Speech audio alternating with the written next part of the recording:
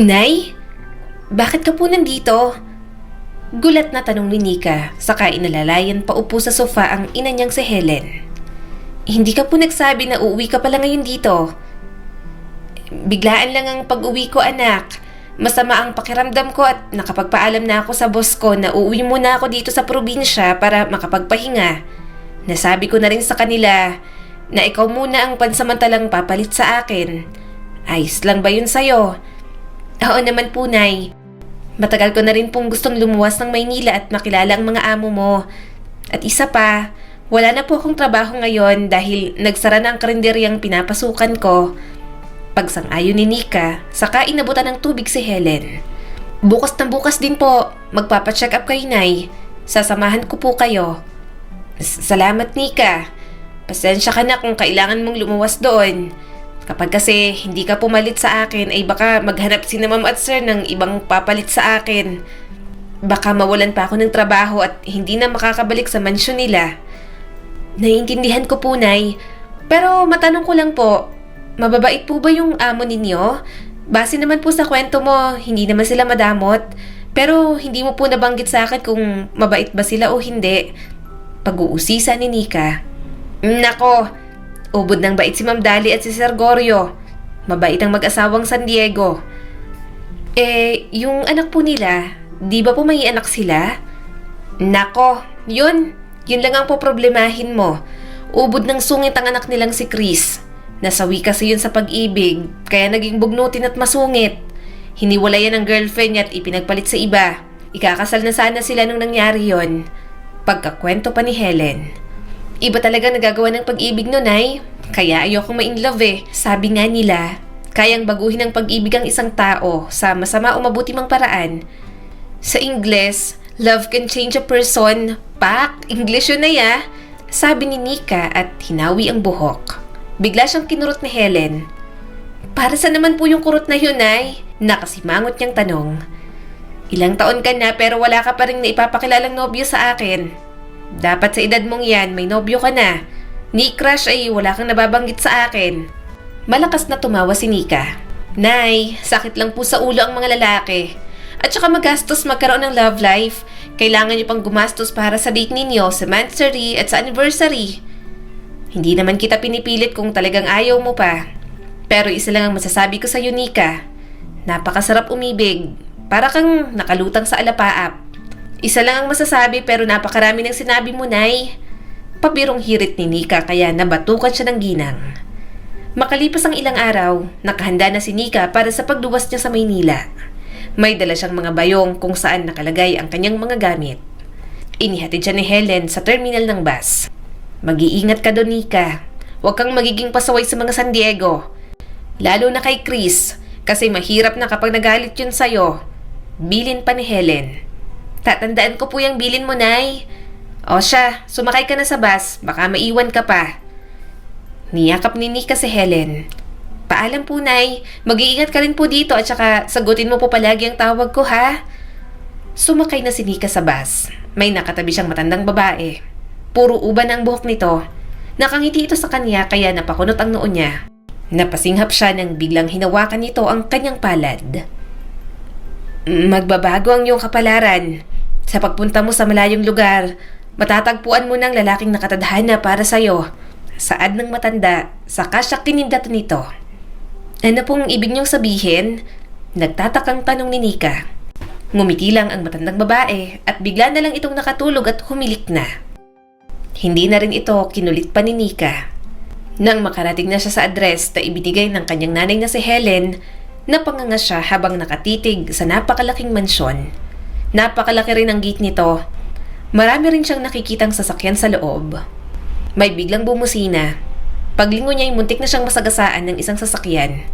Halos atakihin na siya sa puso. Ay! Anak ng tupa! Gulat niyang sambit. Bumusina ulit ang nagmamaneho ng kotse. Hoy! Nakita mo namang may tao! Balak mo ba akong patayin sa nerbiyos? Ha? Asik ni Nika, saka siya tumabi sa gilid. Bumaba ang bintana ng kotse at sumilip mula doon ng isang lalaki.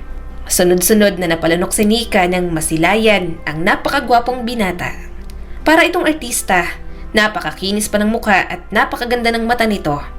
Yun agad ang kanyang napansin. Tatabi ka din pala, ang dami mo pang sinasabi. Sabi naman ng lalaki. Aba, ikaw na nga itong muntik ng makapatay. Ikaw pang may ganang magalit? Galit na sabi ni Nika at masama ang tingin niya sa lalaki. Yung pagkamangha niya kanina, napalitan ng inis dahil sa inaasta ng lalaki sa kanya. Sino ka ba, miss? Pagod na ako kaya wala na akong balak na magsayang pa ng oras sa'yo. Ako lang naman si Nika Makatao, anak ni Helen at Ferdinand Makatao. Ako lang naman ang nanalo bilang Miss Barangay sa probinsya namin. Ikaw, sino ka ba? Dito ako nakatira. Dito sa bansyon na to? Paninigurado ni Nika. Driver ka siguro ng mga San Diego. Wow naman, may itsurang driver nila. Nagsalubong ang kilay ng lalaki. Inis itong bumaba ng kotse at nilapitan siya.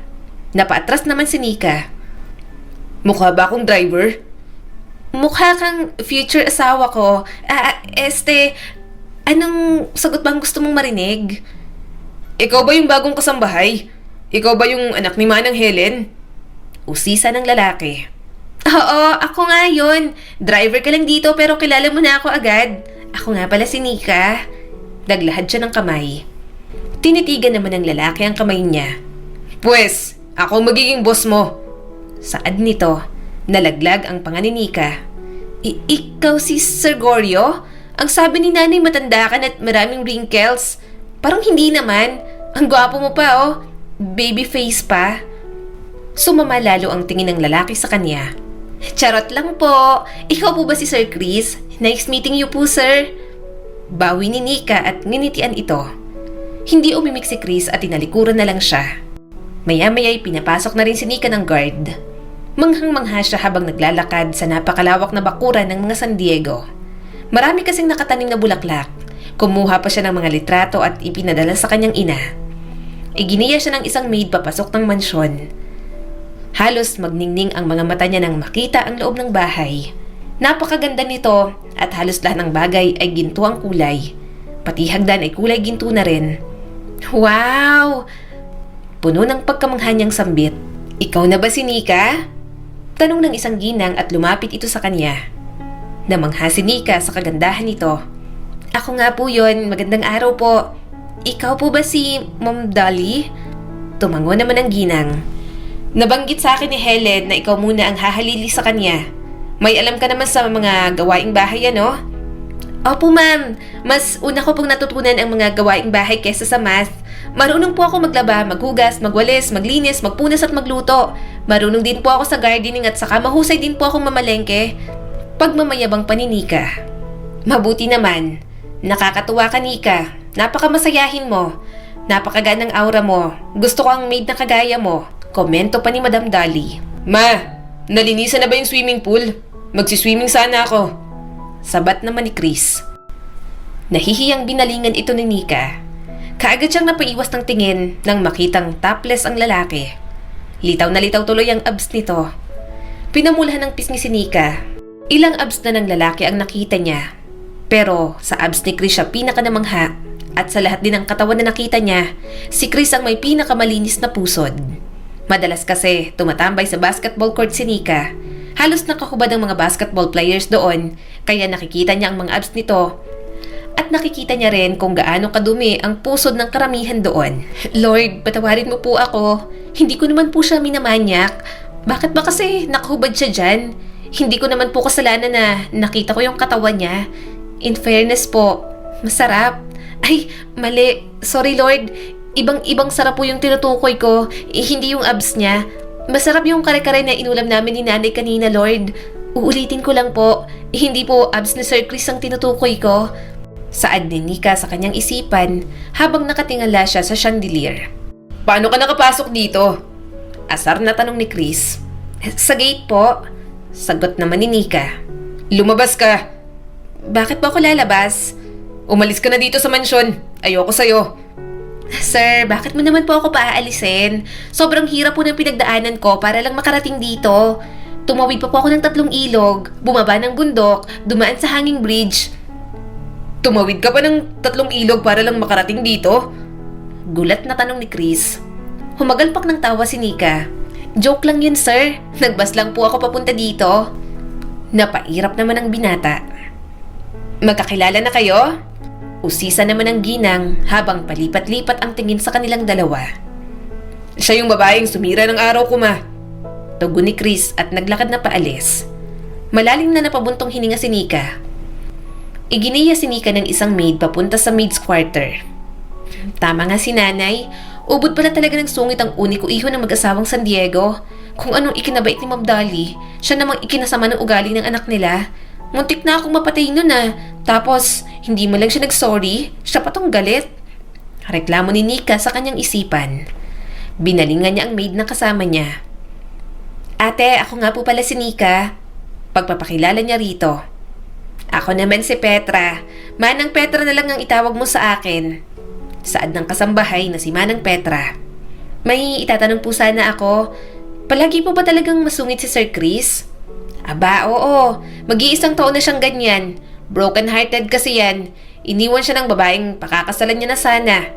Pero, sa tingin ko, babalik lang sa dati si Sir Chris kapag nakahanap na ulit siya ng ibang babaeng mamahalin.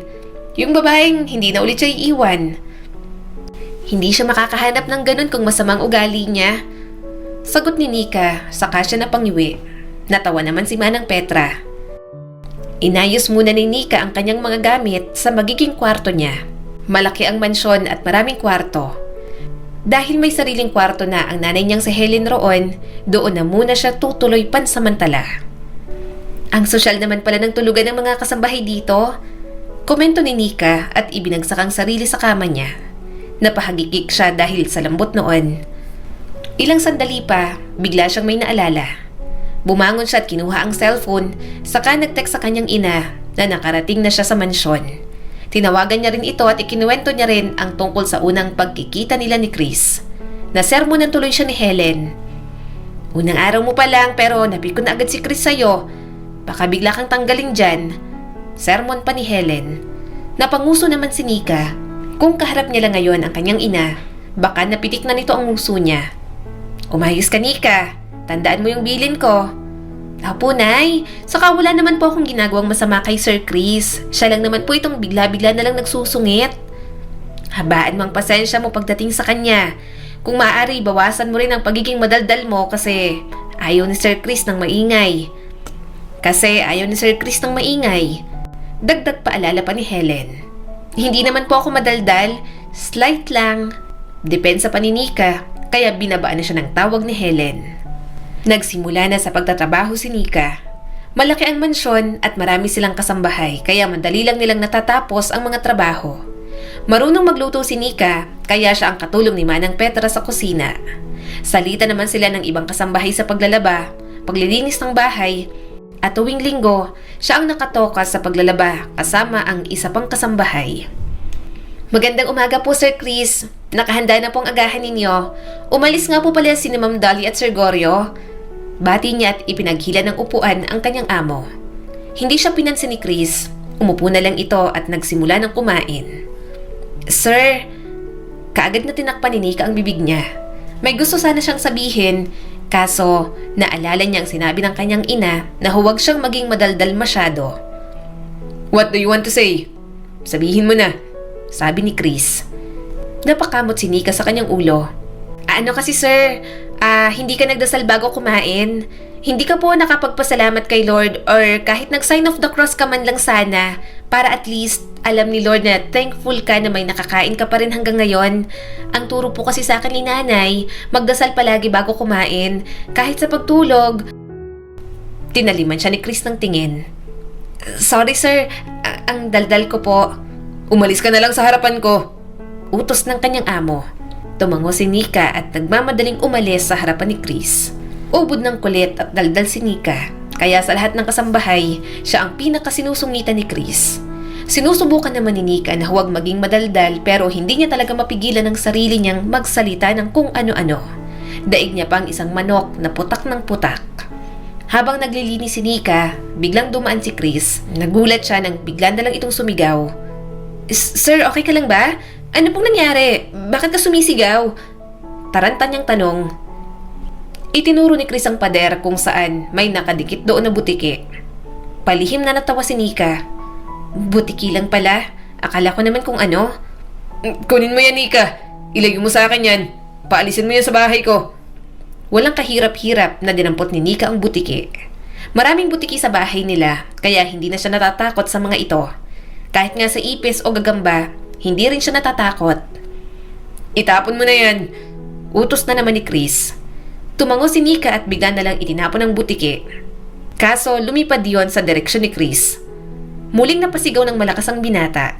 Mabuti na lang, hindi dumapo kay Chris ang butiki. Bakit mo naman tinapon? Galit na tanong nito. Sabi mo kasi sir, na itapon ko na. Oo, sinabi ko nga na itapon mo pero hindi sa akin.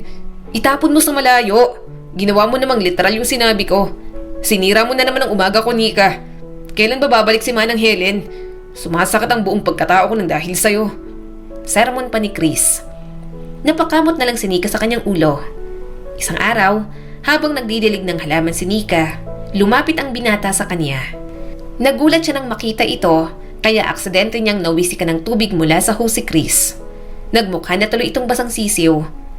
Nako, sorry po sir. Akala ko kasi kung sino at nagulat lang naman po ako.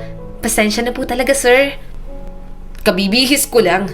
Pero kailangan ko na namang magpalit ng damit ng dahil sa'yo. Bakit ka ba kasi bigla na lang sumusulpot sir? Magugulatin po akong tao. Kami ang may-ari ng bahay at lupain na to. Kaya susulpot ako kung saan at kailan ko gusto. Karapatan ko yon. Galit na sabi nito. Sorry po talaga sir. Bakit nga po pala kayo nandito? May kailangan ka po bang ipagawa sa akin? Ibili mo ako ng ice cream. Ngayon na. May convenience store malapit dito. Okay po sir.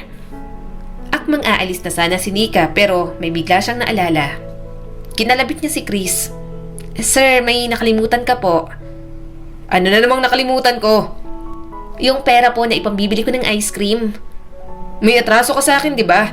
Kaya ikaw magbayad. Bilisan mo na. Nagugutom ako. Gusto ko ng ice cream. Di ba dapat kanin ang kainin mo kasi nagugutom ka? Hindi naman nakakabusog ang ice cream, sir. Pinandilatan siya ng mga mata ni Chris, kaya kumaripas na siya ng takbo paalis. Naglalakad na siya patungo sa convenience store. Minsan na siya nakapunta doon, kaya kabisado niya na ang daan patungo doon. Anong klaseng pinto ba to? Bakit ayaw mabuksan? Reklamo ni Nika habang hinihila ang pinto ng convenience store. Isang lalaki ang tumawa sa likuran niya. Kunot noon niya itong nilingon. Miss, push kasi at hindi pull. Itutulak mo, hindi mo hihilahin. Saan ng lalaki at muli siyang tinawanan nito. Hiyang-hiya si Nika sa katangahan niya. Ngunit may napansin siya sa lalaki. Ubod ito ng gwapo. Dahil nakatunga nga si Nika sa mukha ng lalaki, ang lalaki na mismo ang nagbukas ng pinto para sa kanya. Kumuha na ng ice cream si Nika. Akmang aalis na sana siya, pero bigla siyang niyayang kumain ng lalaki. Inilibre siya nito ng pagkain, kaya umupo na muna sila sa gilid at nilantakan ng mga pagkain na yon. Ako nga pala si Tyrone. Pagpapakilala ng binata at naglahad ito ng kamay sa kanya. Ako naman si Nika. Malapit lang ba dito ang bahay mo? Oo. Kilala mo ba yung pamilyang San Diego? Ako ang bago nilang kasambahay. San Diego? Sina Chris? Sa kanila ka nagtatrabaho? Oo. Kilala mo pala sila? Pinsan ko si Chris. Pamangkin ako ni Tita Dali. Tugon pa ni Tyrone. Wow! Magpinsan pala kayo. Kaya pala pareho kayo may itsura. Mas gwapo ka kaysa sa kanya. Ang sama-sama ng ugali ng pinsan mo. Para siyang halimaw kung magalit. Bulong pa ni Nika. Humagalpak ng tawa si Tyrone. Halos sumakit na ang tiyan nito sa sobrang pagtawa. Inutusan kitang bumili ng ice cream. Hindi ko inutos sa'yo na makipagdaldalan ka sa lalaking yan. Sita ni Chris na bigla na lang sumulpot at hinila si Nika patayo. Sir, nandyan ka pala. Sir, pinsan mo pala siya. Mas mabait siya kaysa sa'yo, sir. Sabi ni Nika at inilahad kay Chris ang ice cream. Binuksan niyo ni Chris. Sa tingin mo ba, kakainin ko pa to? Natunaw na oh. Bakit kasi inuuna mo pang pakikipagdaldalan sa lalaking yan? Umuwi na tayo. Hinawakan ni Chris ang kamay niya at hinila siya nito palabas ng convenience store. Teka lang naman po, sir. Hindi pa po ako nakakapagpaalam kay Tyrone. Wala akong pakialam. Pinapasok na siya ni Chris sa kotse. Si Chris pa mismo ang nagkabit ng seatbelt sa kanya. Huwag ka na ulit makikipag-usap sa lalaking yun. Bilin pa ni Chris. Bakit naman po? Mabait naman po si Tyrone at saka hindi siya naiinis kahit na napakadaldal ko. Sinamaan siya nito ng tingin. Ayoko nakikipag-usap ka sa ibang lalaki. Kahit sa akin ka na lang dumaldal. Hindi na ako may inis sa'yo. Po? Bakit po? Napailing si Chris at hindi na umimik. Nagtataka naman si Nika sa ikinikilos ng amo niya. Nawiwerduhan talaga siya rito. Isang gabi, parang may malalim na pinoproblema si Chris. Nagpakalasing ito. Uminom ng uminom habang nakatambay sa may pool area. Sa sobrang kalasingan, hindi na namalayan ni Chris na naglalakad na pala ito papalapit sa swimming pool. At sa hindi inaasahang pagyayari, nahulog sa swimming pool si Chris. Muntik na siyang malunod, mabuti na lang nailigtas siya ni Nika. Sir, gising po. Buhay ka pa po ba? Kabadong tanong ni Nika habang pinapump ang dibdib ni Chris. Umubo naman si Chris at tinanguan siya. Ngumiti ito sa kanya. Iniligtas mong buhay ko. Salamat, Nika. Sambit ni Chris. Nagulat na lang si Nika nang bigla siya nitong hilahin papalapit at hinalikan sa mga labi. Sa sobrang gulat, hindi nakagalaw si Nika. Sobrang bilis ng tibok ng puso niya. Uminit din ang husto ang kanyang pisngi. Dahil sa halik na yon, hindi siya makatulog. Nakahiga siya sa kama at hanggang ngayon, sariwa pa rin sa kanya ang pakiramdam ng pagdampi ng labi ng amo niya sa mga labi niya. Hindi pa rin siya makapaniwala na hinalikan siya nito. Bakit niya kaya ako hinalikan? Pero malamang wala namang ibang ibig sabihin yon. Lasing lang siya kaya niya ako hinalikan. Pilit niyang kumbinsi sa sarili. Kinabukasan, hindi niya pinapansin si Chris. Si Chris ang humalik sa kanya, pero siya pa itong mas nahihiya. Nika, iniiwasan mo ba ako? Tanong ni Chris. Wala ka bang naaalala, sir? Naalala saan? Yung nangyari po kagabi? Ano bang nangyari kagabi? Napalunok si Nika at tinalikuran si Chris. Hindi niya naalala ang paghalik niya sa akin kaya mas mabuti pang kalimutan ko na lang yon. Panay ang iwas ni Nika kay Chris. Kapag nagkakasalubong sila sa hallway ng mansyon, siya na mismo ang umiiwas. Nagtatago rin siya para hindi siya makita ni Chris. Kung dati, si Nika ang makulit, baliktad na ngayon ang sitwasyon. Si Chris na ang habol ng habol sa kanya. Panay papansin si Chris kay Nika. Nung isang araw, nagpo-push up pa ito sa harap niya at nagpe-flex ng muscles. Palihim naman siyang natatawa sa ginagawa nito. Bigla ring bumait si Chris sa kanya. Ipinagluto pa siya nito ng agahan at binilhan ng tsokolate. Para saan po tong chocolate, sir? Para sa'yo. Peace offering ko. Peace offering po saan? Alam ko ang dahilan kung bakit mo ako iniiwasan. Hindi naman po kita iniiwasan. Depensa pa ni Nika pero napairap lang si Chris. Alam kong iniiwasan mo ako. At alam ko rin na dahil yun sa paghalik ko sa'yo sa pool area. Nung gabing yun, hinalikan kita ng walang permiso mo. Mali yung ginawa ko kaya pasensya ka na. Apology accepted po, sir. Pasensya na kung iniwasan kita, sir. Nahihiya lang po kasi ako dun sa nangyari. Yun lang po kasi ang unang beses na may humalik sa akin. Pero huwag kang mag-alala, sir. Naiintindihan naman kita tsaka lasing lang po kayo nung hinalikan niyo po ako. Sigurado naman ako na kung hindi ka lasing, hindi niyo naman po ako magagawang halikan. Lasing man o hindi, gusto kitang halikan, Nika. Ano pong ibig niyong sabihin, sir? I like you, Nika. Gusto kita. Gustong gusto. Kahit ubod ka ng kulit, kahit napakaingay mo, gusto pa rin kita. Pasensya na kung madalas kitang nasusungitan nun. Marami lang kasi akong iniisip. Sir, okay ka lang ba? Bakit mo naman magugustuhan ng babaeng kagaya ko? Langit ka at lupa lang ako, sir. At isa pa, kasambahay lang po ako dito. Marahang hinawakan ni Chris ang kanyang kamay. Wala akong pakialam kahit ano ka pa, Nika. Isa lang naman ang malinaw sa akin eh. Yun ay gustong gusto talaga kita. Pwede ba akong manligaw sa'yo? Nakausap ko ng nanay mo at sinabi niya na ayos lang naman raw sa kanya at ikaw na lang daw ang tanungin ko. Pinamulahan ng pisngi si Nika. Yun pa lang ang unang beses na may gustong manligaw sa kanya. Maganda naman si Nika pero hindi siya pansinin. Wala ring pumuporma sa kanya. Kung mayroon mang nagkaka-crush, hindi naman ito umaamin sa kanya ng nararamdaman. Pumayag naman si Nika na manligaw na si Chris sa kanya. Nalaman ito ng mga magulang ng binata at sinuportahan naman sila ng mga ito. Magaling na ang nanay ni Nika at bumalik na rin ito sa trabaho. Si Nika naman, umuwi na sa probinsya pero kahit ganon, patuloy pa rin ang panliligaw sa kanya ni Chris. Madalas bumisita ang binata sa bahay nila para lang ligawan siya, dala ng bulaklak at kung ano-ano pang mga regalo. Dahil sa masugid na panliligaw ni Chris, bumigay na rin naman si Nika at nakuha na rin ito ang matamis niyang oo. Nakangiting sabi ni Nika. Napangiti naman ang binata at marahan siyang hinalikan sa noo. Salamat, Nika. Pangako ko sa'yo, mamahalin kita sa abot ng aking makakaya. Aalagaan kita at mamahalin ng tapat at buong puso. Hindi rin kita sasaktan. Salamat din, Chris. Mahal kita. Mahal na mahal din kita, Nika. Nang opisyal na silang magkarelasyon, kahit abala si Chris sa pagiging engineer, hindi niya pa rin nakakalimutang paglaanan ng oras si Nika. Araw-araw nilang ipinaparamdam ang pagmamahal sa bawat isa. Makalipas ang ilang taon, napagpasyan din nilang magpakasal na.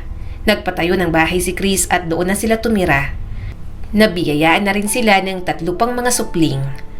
Masaya naman ang mga magulang ni Chris at pati na rin ang nanay ni Nika. Hindi na rin nagtrabaho si Helen bilang kasambahay. Sa halip, tumulong na lang ito sa pag-aalaga ng mga apo. Sabi nga nila, hindi na didiktahan ng puso kung sino ang dapat nating mahalin. Ito ay kusa na lang dumarating sa atin. Hindi namimili ng oras, panahon, at higit sa lahat, hindi namimili ng estado sa buhay ng isang tao. Muli, eto po si Skylar Guro at sana may bago na naman kayong natutunan sa kwento natin ngayon. Maraming salamat po.